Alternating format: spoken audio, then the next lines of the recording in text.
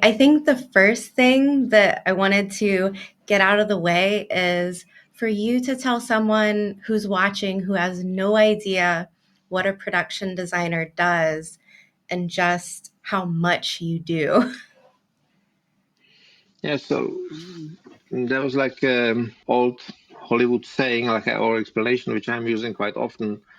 In every film or TV series, you can see the word in front of the camera, and so I'm responsible for everything what is in front of the camera, except the actors and the fact what they are wearing and the way how they are dressed and how their makeup looks like. So actually, if you will cut out the actors from the picture and you can see the space and the environment, that's actually my responsibility. And of course, I'm very tied with the DOP who is actually making the atmosphere because of the light and the way how the set is lit. But in general, everything what is in front of the camera has to go through my supervision. So I do have a big team of collaborators, and we do care about all the details, starting from the locations, sets, exteriors, interiors, plus all the set dressing, all the details,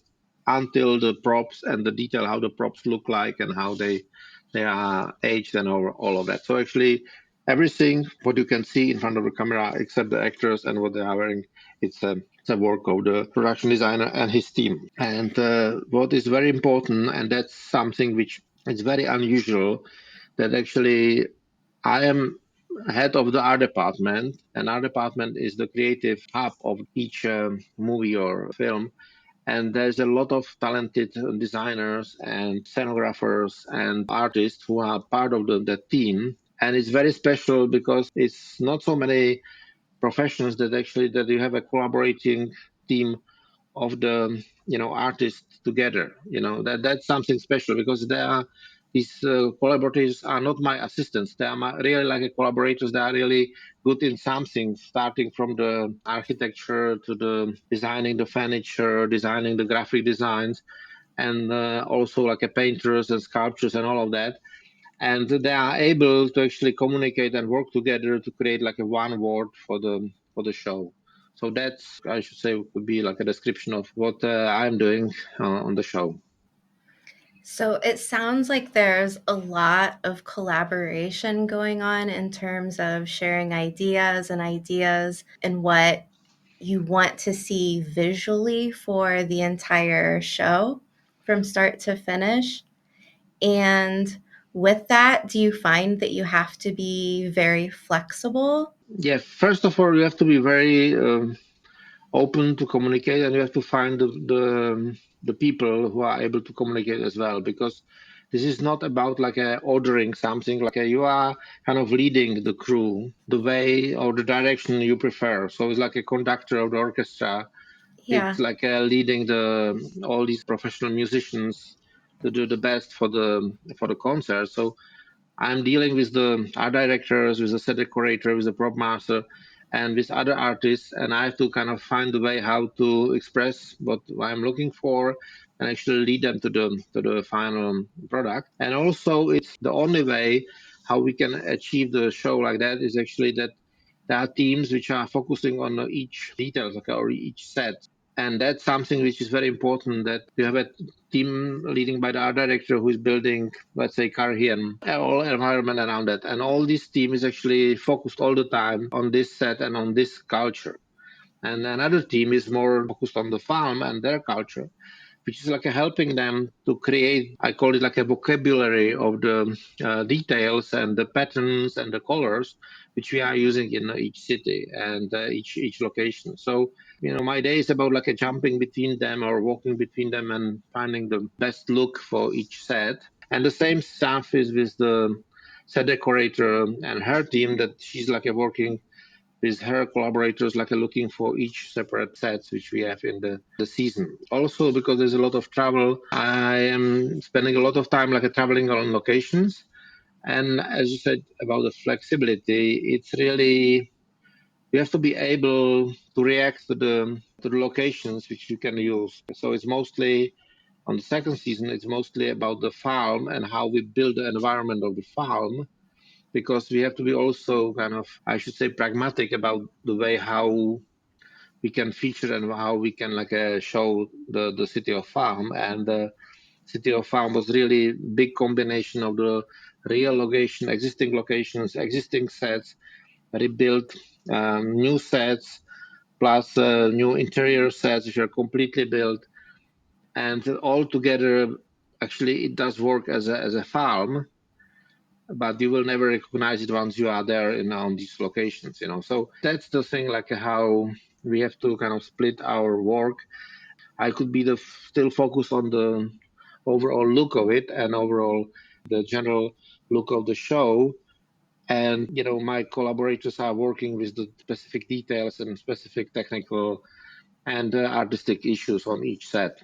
When you're traveling around and looking at different locations and kind of looking for different areas that you think will fit well with what you have imagined what a city should look like, is there something in particular that you're looking for, like an emotion that it gives you, or is it more maybe just a feeling, like when you see it? So I should say it's about, I think, a combination of it, knowing that what you need for the story, that you need some kind of layout, but also it's about general feeling about the location when you see it. For example, for the city of Falme, we knew that we need a city which will be really like a coastal city. And Mm-hmm. also we knew that we would like to be on the ocean. We discussed some possibility, let's say, to shoot in Malta, where there are some nice fortresses from the 16th century. We decided to go to Morocco because of the ocean there, and we saw some cities there on the coast. There's a few medieval cities around the coast, and we did choose one that was giving us as much as possible, not only the look, also the atmosphere and the best shot and all of that what we were looking for. So it's a kind of combination of everything, or kind of specific detail which was very tricky for us was the interior of the Sun Palace, which is very important because there's a very important dialogue between Xuan and Rand and Moraine and Rand and Xuan. And we were looking for something specific, and we found one location which is like a castle from 18th century. And the reason why we went to that castle was not about the walls or architecture of the room; it was entirely about the floor. I was gonna ask you because when I saw that scene and I saw the floor, I thought back to our conversation that we had on our first Yeah, interview, and you were talking about Moraine in the tea room, and there was something about that floor that yeah, there was something about it. And yeah, I mean, watching it, I knew, like, I was like, that's beautiful. It turned out so nicely. But as soon as we got to the Sun Palace and I saw that room, I was like, the floor yes. again. No, because there was that floor which had a pattern of the sun, and it was like a really, that's it, that's where we can do it. And there was a lot of work because actually the windows and the doors and a lot of details in the castle didn't work for us, so visually. And we had to kind of connect it visually. So we had to spend a lot of time, energy, and money to transform it. But actually, the reason was that floor. So sometimes it kind of, and I was really happy that it was really visible. Yeah, it turned out really lovely. The way that the light comes in through the Yeah, window and you can see the floor, and it's a bit wide. You can see just a bit of Swan Sanche and Rand off to the side, but there was that one shot where you really get to see the full room, and it turned out so nice. But I mean, I have to say everything in Cairhien just turned out so pretty. Everything was really stunning to look at, from Moraine's bedroom in her manor in Cairhien, and then that shot of Rand walking from the foregate into the inner city. Like, yeah. everything felt so connected, like this is a real city. And I really appreciate just how many little details are tucked away in every corner of the shots. And a lot of those, I mean, in Cairhien were just really, really cool and really fun to look at. And especially as a book reader, I'm thinking, oh, like, look, there's that. Look, the furniture. They incorporated blue into Mm. the furniture even. Like there were so many things that just felt like so many people had to have done so much homework.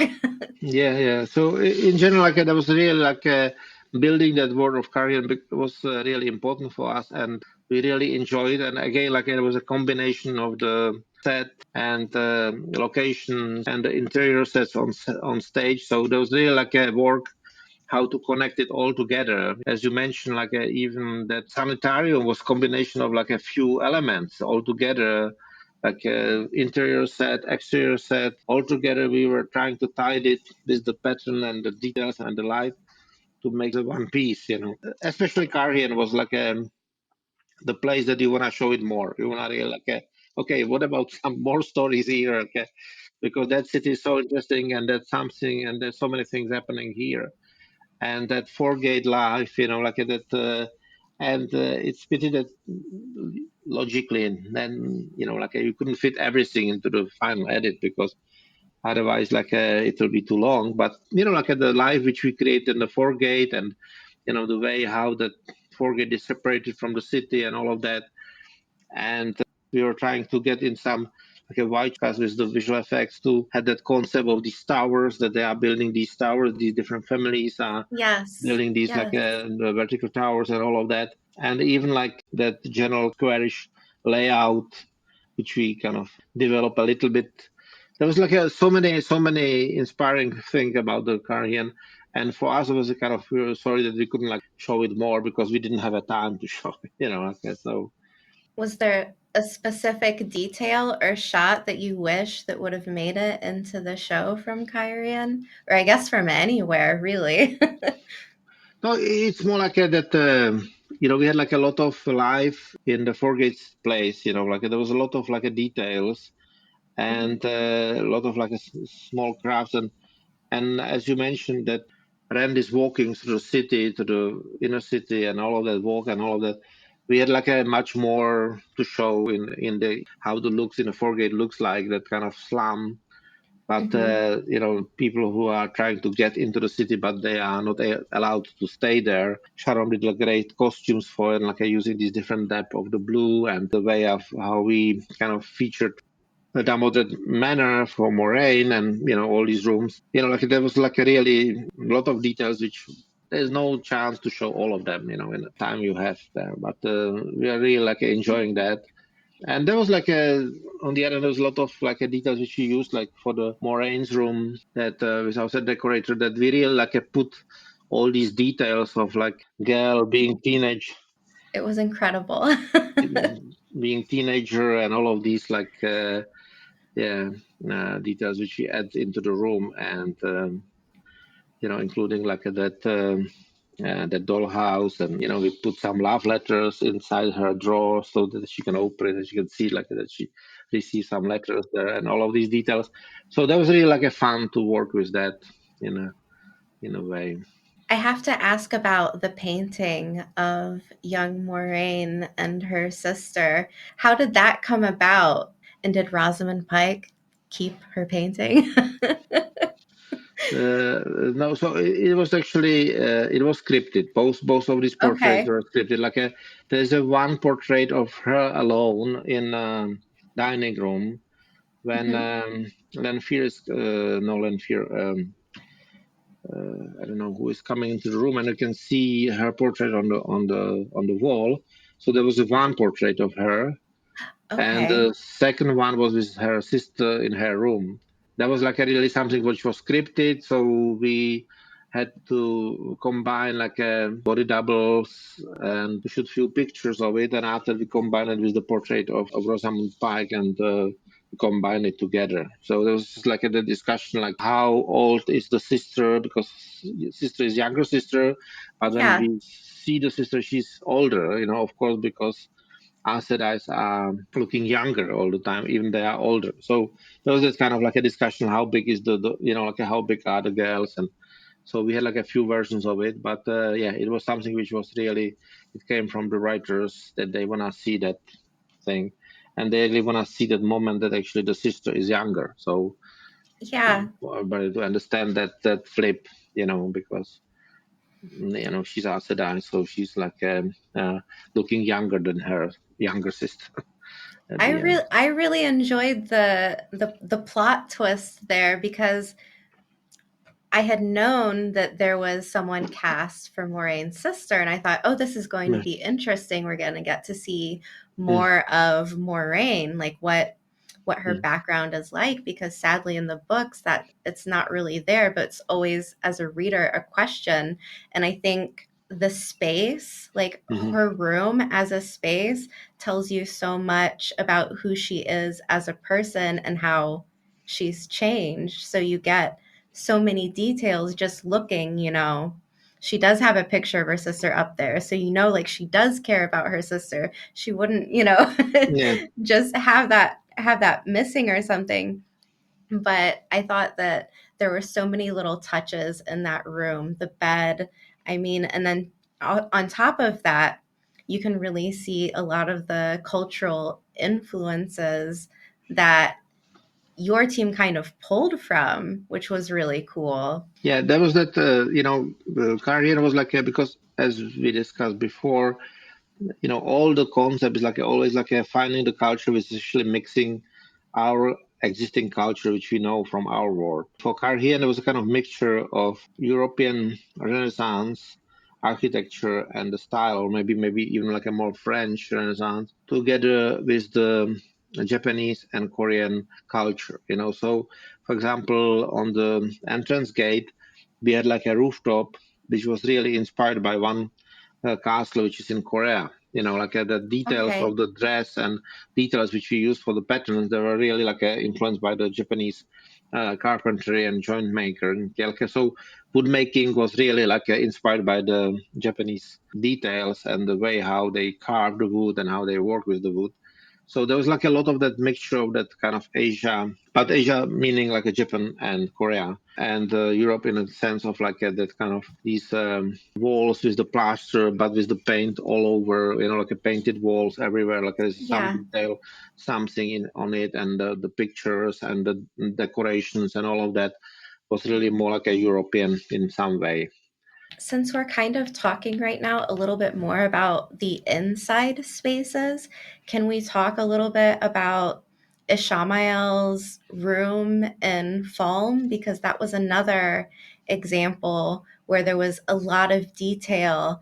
And I feel like a lot of fans from the books were really like taken with how everything looked and then seeing the seals laid out in this kind of like playful almost environment where he's talking to Lanfear. There was just so much going on in that space. So in general, like we knew that once we were designing that interior of the palace, we knew that we would like to shoot in Morocco, and so Hmm. we know that for the sets which we are using and for the city, we already have like a details which are referring to the Moroccan culture. So we said that we have to use the Moroccan culture as a kind of base, but we have to add some other details. Again, the windows were treated was more like a Persian style, so like there was kind of like a Moroccan meeting Persia for us in a sense of how we deal with the details. Because Sentians came to the farm and occupied the city, and they just occupied the place, so they don't have a time to rebuild it or redress it. So we were thinking, okay, this is just a few pieces of the furniture, but there's like all the details are in the stonework, in the pillars, in the columns, in the door, and the way how the windows are treated and how the door look like, and we had like a real like a layers of the texture on the door to get that kind of feeling of the old palace, which they are using for themselves, and that they are bringing some furniture into it. But we knew that we are going to Morocco and we are not able to. We don't want to do it like we don't want to like get rid of the completely the Moroccan architecture or Moroccan style because that was really visible on our locations and on our sets. It was really important to kind of combine these two elements together. And the idea that he actually brought all these seals in one room and that each seal they look the same, but they do have like a slightly different size. And also they are not same because in the middle there's that kind of we call it like a crest of the each dark friend, and each one is different. Like even that symbol in the middle of each stone was different. They look the same, but they are not the same. And the only thing which is the same is that actually these stone holders, which are holding them steady. So that was that moment that we discussed how to bring these other seals into the same space. And some of them were like a kind of age that they were underwater, some were dig out from the ground. So like there was really like a different type of aging on them. But in general, like they have a same feeling, but each one was slightly different. Yeah, so that was really fun to make that happen, and also like we play with the mirror of which was featured for Yes. that moment that Matt has these visions and looking into these like a three-way mirrors, like looking for the different situation of his like a future and past all together. I think that Yeah. worked very well. Yeah. It was a very functional space because you had so much interaction with everything that was in Yeah. there. Matt in the mirrors, Ashamael with the tea, the seals. I mean, the seals that eventually get broken, the bed post that gets Yeah. turned into the Ashandarai. Like it felt like there was so much in there for the actors to interact with. And it was really fun watching them kind of use the space. Since we're in Falme, I would also like to talk about the tower, which I'm really curious if that might have been maybe one of the biggest, maybe the most time consuming project. Am I right or totally wrong? Meaning like building the tower, or like Yeah. yeah. It wasn't like the most time consuming like that. We had like Okay. really, I think that we spent time wise, we spent more time in the streets of Falme, and also when we built the fort gate, it was really like a big set. Building the whole fort gate for the whole scene which we saw there, and adjusting the streets of Cairhien. But on the other hand, it was kind of challenging in the way that we had to find a location that we can have like a nice view from the tower. And of course, we are not able to build like such a tall tower, so we have to do that classical trick that we have to find the hill where we can build a tower. Okay. So we are on the in a good perspective, and we are really in location that we have the feeling of the tower, but it's not just because we are on the top of the hill. And that was kind of challenging, like to find the location, operate on that location, and of course, like having everything, above the ground all the time, and bring everything by the stairs up to the tower, and all of these things was like not easy for the crew there and for the cast. And of course, everything was kind of exposed to the sun. So once when we had like a really hot days, it was really challenging for the actors and for the crew to work on the top of the tower, because even we shot mostly in the spring in Morocco. We had like a few very hot days there that it was very challenging to work on that platform, because there was no escape from the sun. It was really like a heat everywhere, So Like under a magnifying glass. yeah, something like that. Yeah, but like the funny thing, like that. Just going back to the interior of the palace, that was really that kind of moment that we think like once we know the story that Matt is actually doing the Ascenderai, and he couldn't like touch the dagger. So we're Mhm. really thinking like how he can make it, but also we're thinking, but we will see that spear for the rest of the show, so it couldn't be like that he's taking like a broomstick or something. That it has to be kind of nice and carved wood.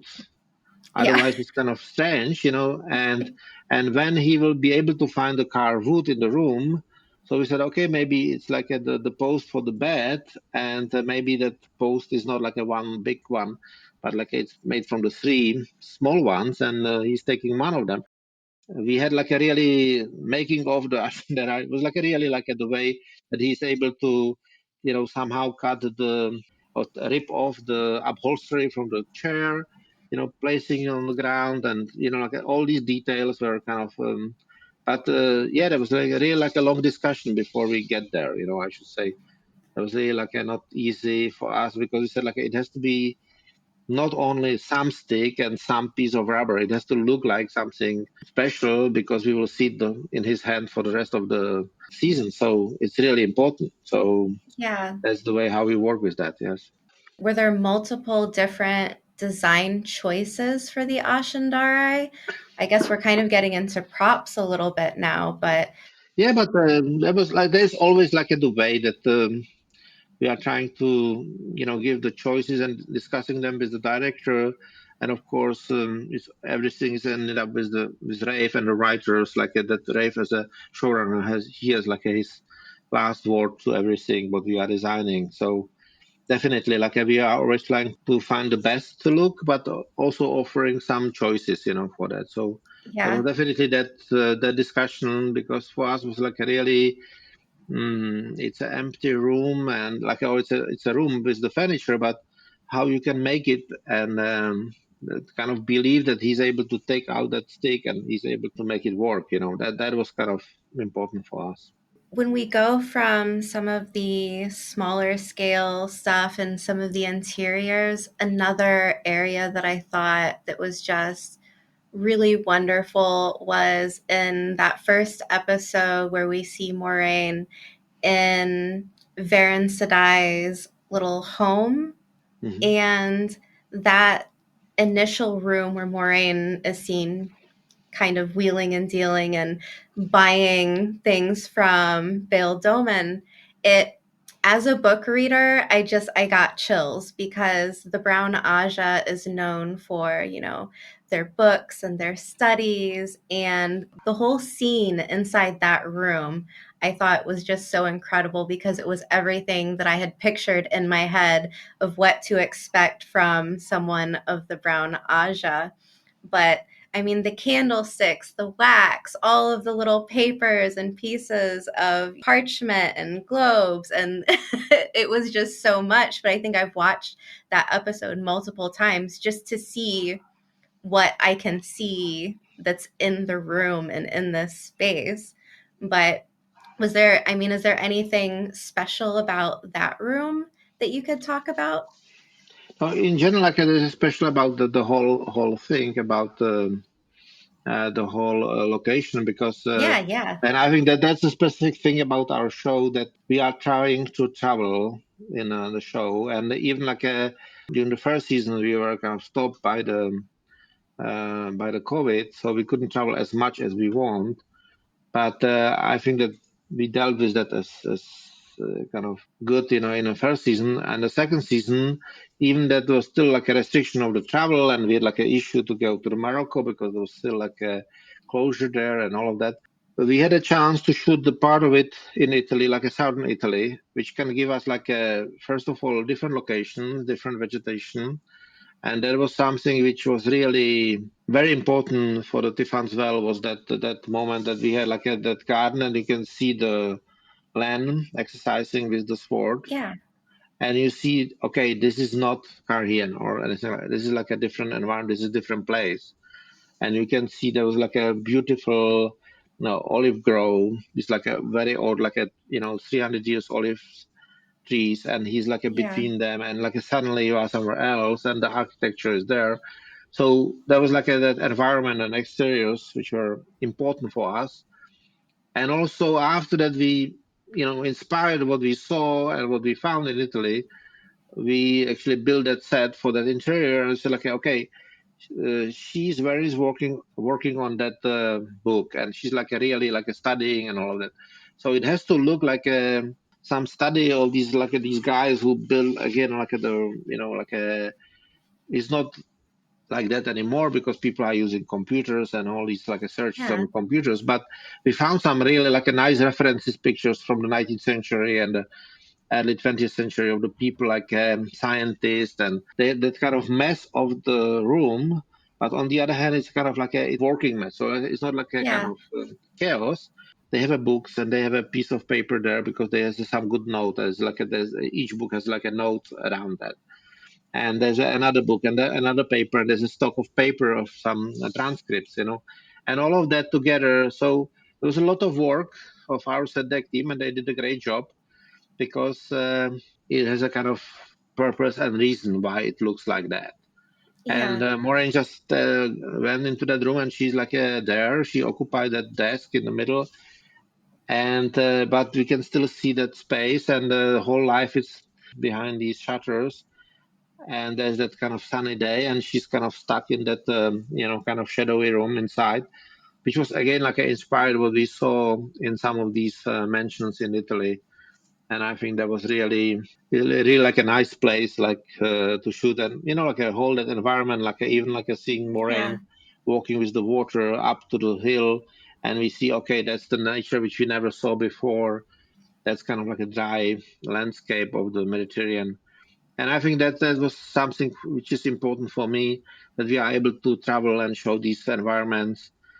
And as I said, what I really like about our set decorator Beatrice and her team, they were able to really think about the way how they are dressing the room. So it's not like just like I put the mess of the books and papers in the room, but they are really like making that like each table, each shelf has a story of like, okay, they found the book, they put some papers in it, they put like a note on it, they Yeah. they put the paper above the another papers, and there's another book on the top of it.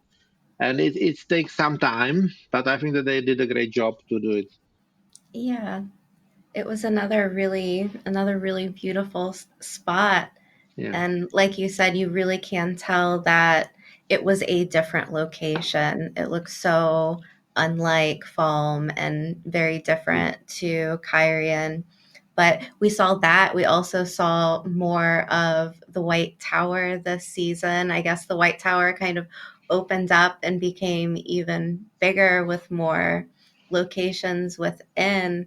Is there anywhere within Tarvalin that feels special to you? So in general, like, I really like the set of the that kind of like a basement set of that novice quarters, like because it was kind of complex set when we had like the kitchen area, when we had like the room Yeah. for the mistress, and we had like all these cells of the girls. We had like these three cells very close to each other for Nynaeve, Egwene, and Elaine. And I think that we kind of show there are not only these like these big rooms, like these kind of ceremonial rooms and the corridors, but there's also life in it. And that was really like an interesting set for us. And we built some spiral staircase, like showing, okay, we have to really go to the ground. And what we did, that kind of fish market for the Tarvalon, there's a new set. Yeah. This is kind of like a private entrance that kind of like that we realized, okay, there's a way to go through the White Tower to the Tarvalon through the tunnel, and you can be next to the port and next to the marketplace, and that's actually the way how we show the fact that there's a that old man hidden, that Leandrin is like Yeah. a hiding that old man in that house there. So it was really like something else than we saw before, and I think that was really good to show that kind of environment as well. So it's Yeah. like a Tyrone get the more stuff, and mostly like a White Tower got more like a stories and more like a understanding of that.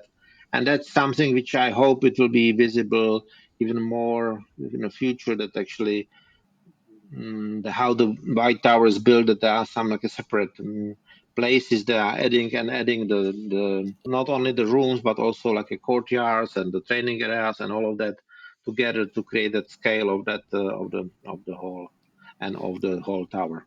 Yeah, one of the very, I guess, small details that I really loved is where the warders are practicing, because Yes, there's an area above where you yes, have all of the novices looking down at the yes, men training, and I thought yes, that was really smart. That was a really nice touch, and I mean, again, like it feels so similar to what I had imagined from the books, because so often you have the young women kind of like oogling and like looking for the yes. warders, and who am I going to choose one day when I'm an Aes Sedai?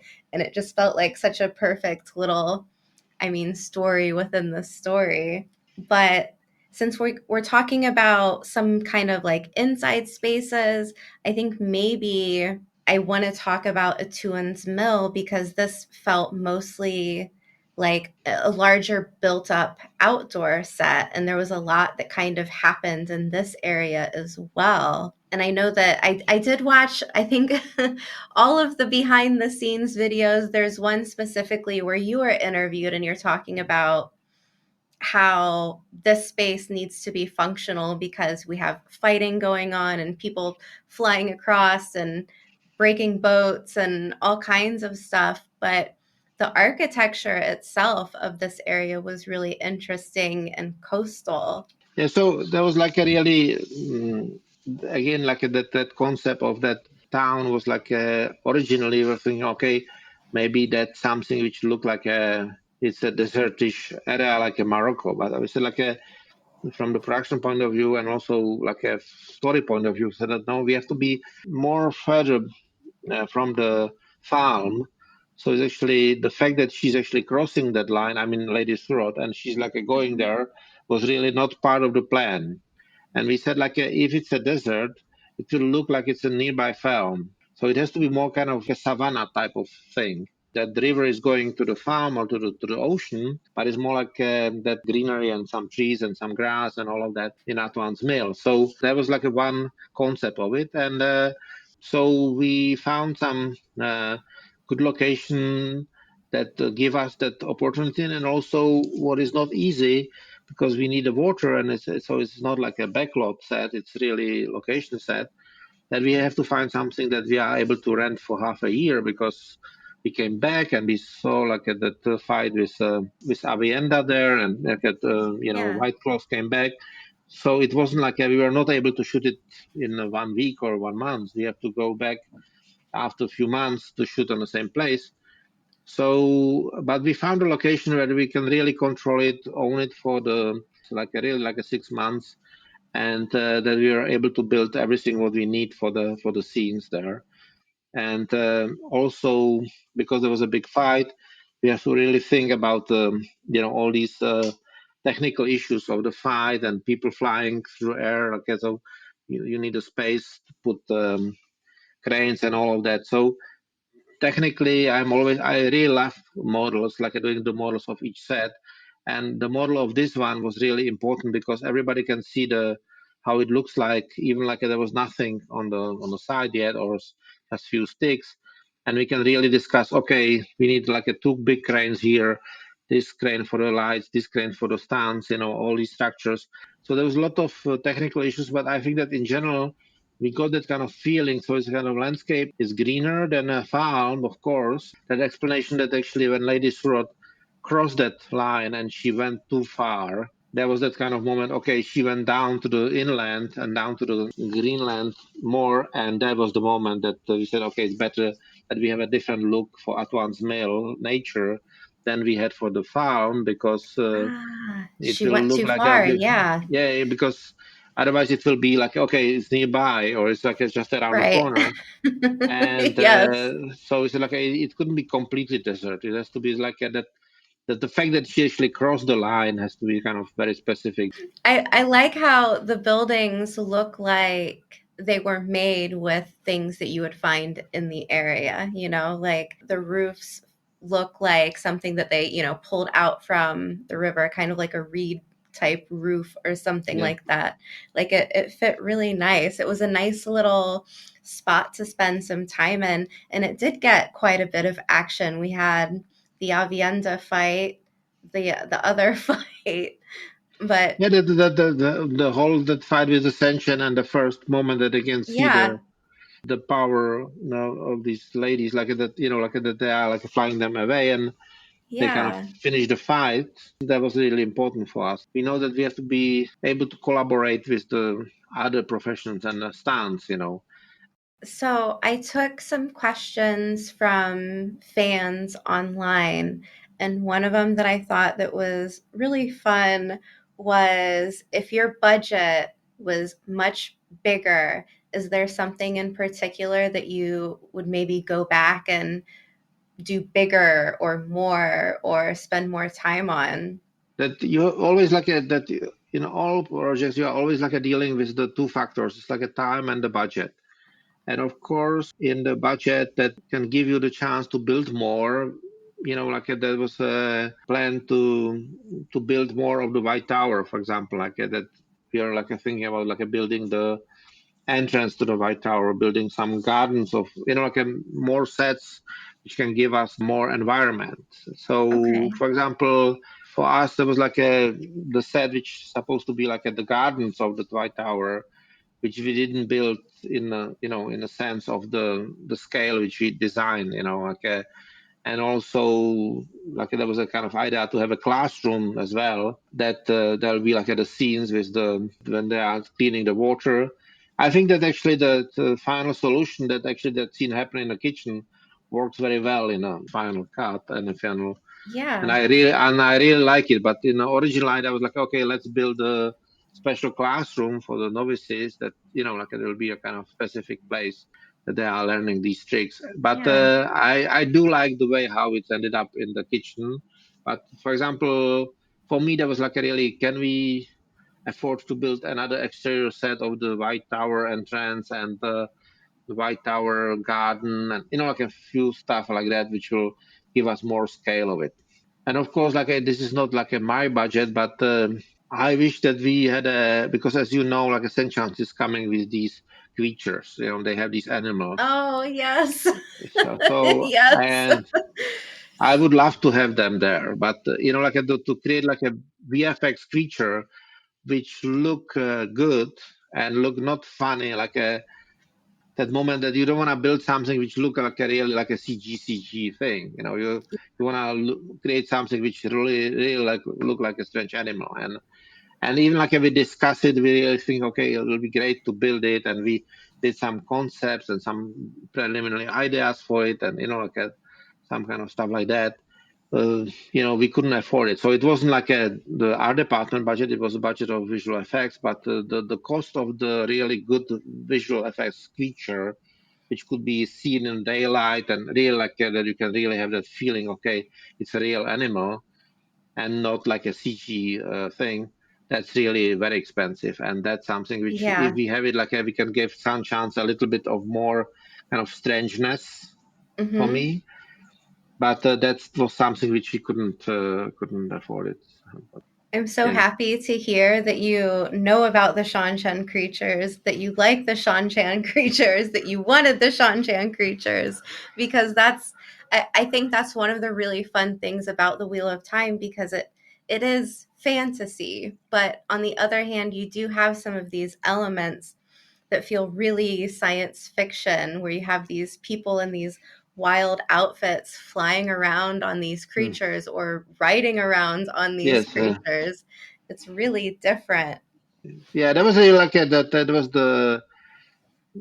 that could be the plan, if we can say, okay, let's build the creatures, but it wasn't like a art department budget, because it's more like a visual effects budget and a movie budget Yeah. to deal with that. It was really something which we discussed, and we did start with some concepts, and we find out that it's impossible, knowing these costs for the renderings, and that each shot when you have that animal, and you don't want to do something that you can, okay, let's do it cheaper, and at the end it's look funny, okay, it has to look like a real animal, and that's something.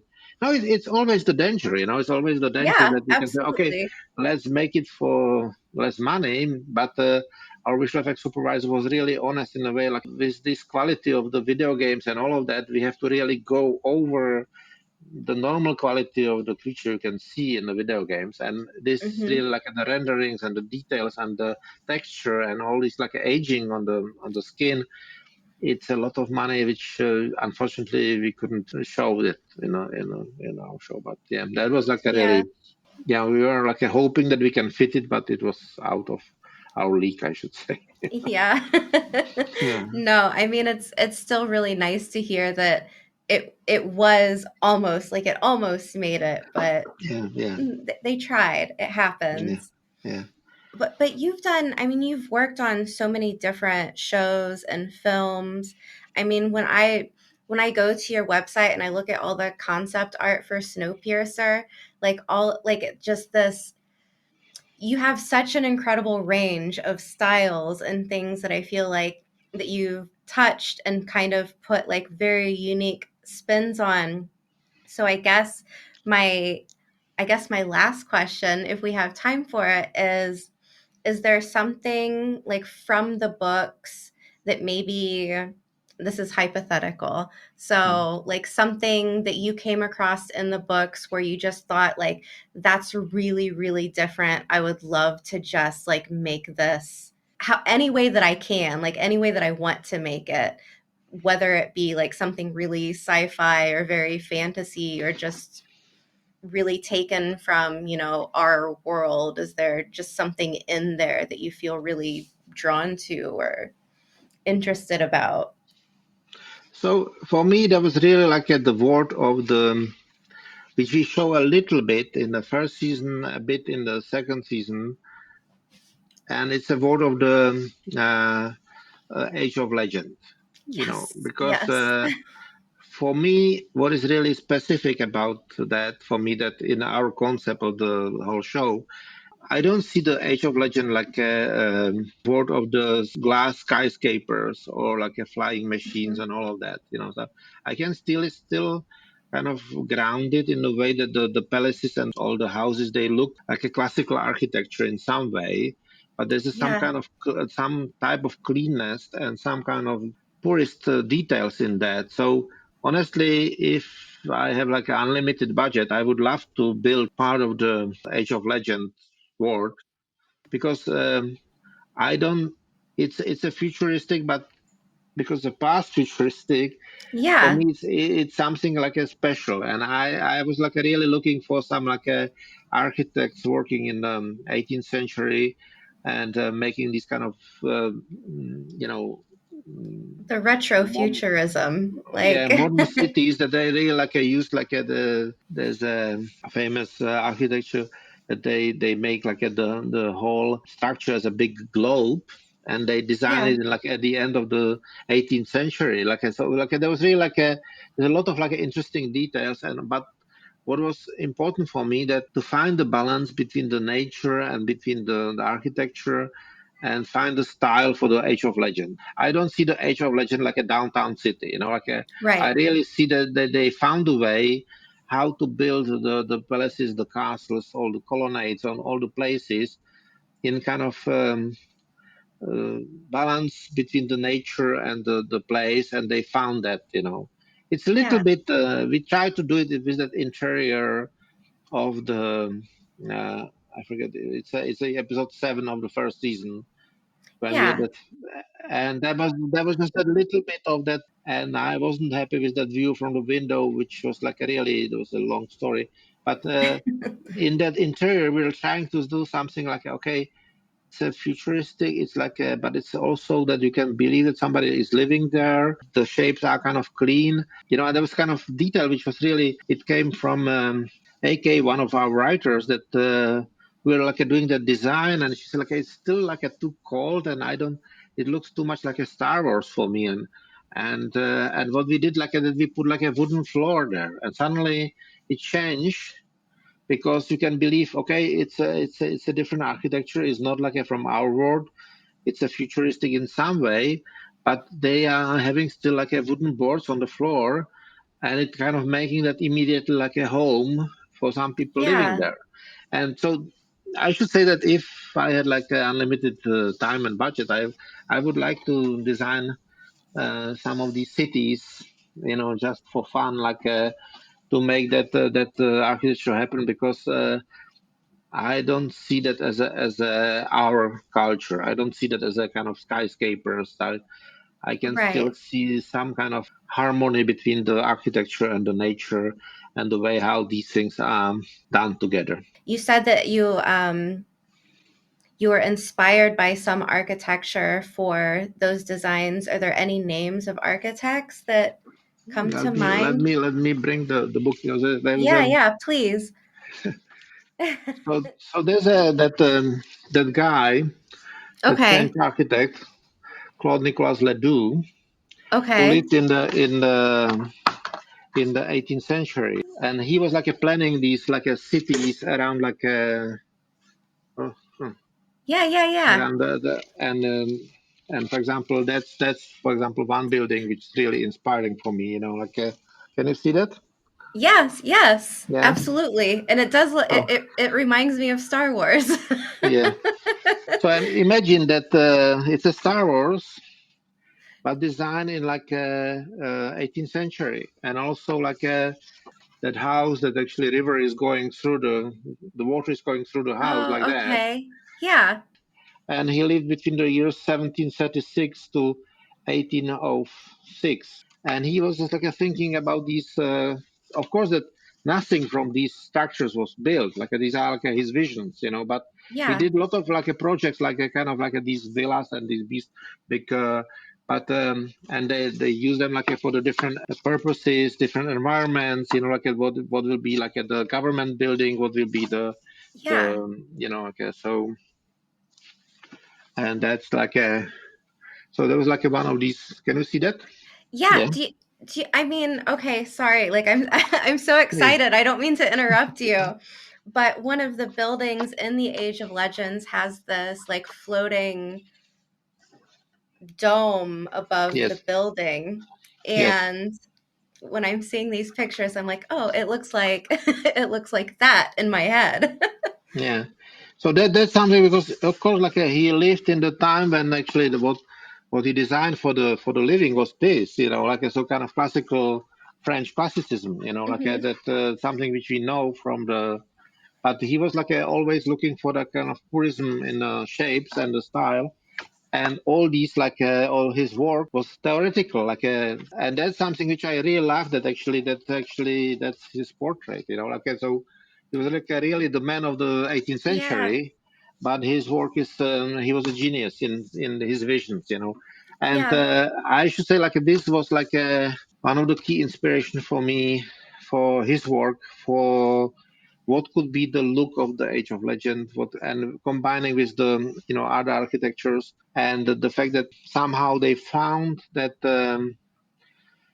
balance between the modernity and the nature and the normal life, and that's something which is Yeah. really Age of Legend for me. Like the whole books are about the looking for the balance and finding the balance and finding the balance between the dark and light and all of that. Right. And I think that there was really something which was kind of specific for me, that Age of Legend was something like that they found that balance for a while, that they had like at that moment that they found it and it was kind of broken. But I think that that's something which is really inspiring for me as a whole story of what could be the look of the Age of Legends and how it looks I like. I love it. I love it. Yeah, No, it's just I mean, for me it's such an incredible part to Robert Jordan's world because I think it's so interesting taking that concept of, well, the past could be our future and like everything's interweaves and together and is it the past, is it the future, is a little bit of both, but also how much attention he put into it about like this time was all about balance, like everything was in its right place until it wasn't anymore. And I think like just visually that's a world that I really want to see more of. yeah. So definitely, that's like one of the most inspiring thing about the books and the whole concept. Of course, it's we have a situation that we have to deal with the issue of the TV shows would never cover the whole books with all the details. I would love to when we did the first season. I said like I would love to spend like a few episodes in the two rivers before Yeah. the logs will attack. But of course because there's so much like a description, like the whole life in a, like that even like he is describing every like a piece of the cake and the bakery and all of that stuff, and Yeah. you really want to enjoy the life in the two rivers. But I do understand that if you spend two episodes in the two rivers like that, you don't have a time for the rest of the book, so it's Yeah. always tricky, but to find that balance. And I do understand that for some people who are really in love with the book, it's a difficult, but it's a the TV series is a slightly different creature, Yeah. and we are trying to do something what is like a doable for us. Maybe some people will be disappointing that they didn't see these creatures or this or that. But I just want to say that we are trying to do our best, at least like in our department, but every department, to create a world which will be amazing for the people and giving them some experience. And we know that we couldn't reach all the heights of the people who read the books and they know the books as if so they had some vision how it looks like and how what is the scope of it, and maybe they had a feeling Yeah. that there's to be much bigger scope or something, and unfortunately that's something which we are not able. We are kind of still have to be grounded and all of Yeah. that. But the one thing which I have to say, and that's really important for me, that what I like about this show and this work, that we are trying to do all this work as a kind of grounded, like that. I don't like if you have fantasy and you said okay, and how these people live there, how these people survive there, or if there's a village, that village is always a dark and everybody's a dirty and everything is a kind of ugly. And that's somebody asking why these two rivers is so nice, because it's a nice place, they really like to be there, that Wine Spring Inn is a nice place to be. It's not a dirty that we have a gravel everywhere and and a mat and Yeah. and hay everywhere on the floor. It's really a nice place, and people they like to live there. And so we try to do it it's an age, it's a youth, but the people are living there, and the same with other places. And that's what we discuss about the Moraine place. I am buying the fact that actually she lived there. She grew up in that room, and it Yeah. doesn't look like a kind of upscale room which you don't believe if anything. It's really like a room of the noble lady, but she still have the details of the young girl there. So, and all of that is very important for me. That we called it with Ray, we called it it's a grounded. So, and that's quite important for me, that we really try to do the show which is grounded, and we believe that people can live in these villages, live in these cities, and kind of have the feelings the people which we know, and that was very important for me.